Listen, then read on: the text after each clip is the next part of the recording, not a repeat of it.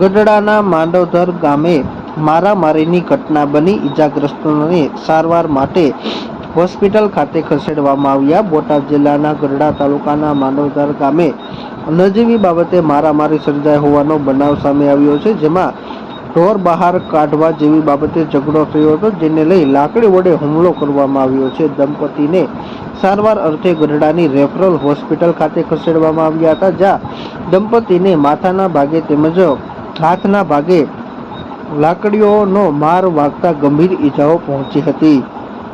હુમલો કરનાર પ્રભાબેન રમેશભાઈ ચૌહાણ અને હાર્દિકભાઈ રમેશભાઈ ચૌહાણ દ્વારા લાકડી વડે હુમલો કરાતા દંપતી કરશનભાઈ ચતુરભાઈ ચૌહાણ ઉંમર વર્ષ 48 અને જીજ્ઞાબેન કરશનભાઈ ચૌહાણ ઉંમર વર્ષ 46 ને ગંભીર ઈજાઓ પહોંચી હતી, જેથી તેઓને સારવાર અર્થે ગઢડા રેફરલ હોસ્પિટલ ખાતે ખસેડવામાં આવ્યા હતા, જ્યાં તેઓને સારવાર કરવામાં આવી હતી અને વધુ સારવાર અર્થે નજીકની હોસ્પિટલ ખાતે ખસેડવામાં આવ્યા હતા।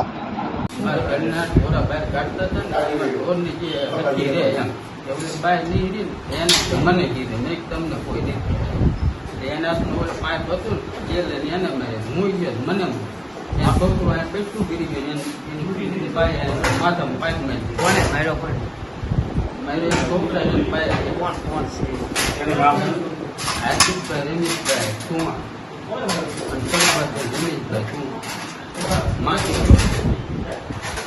આપનું નામ?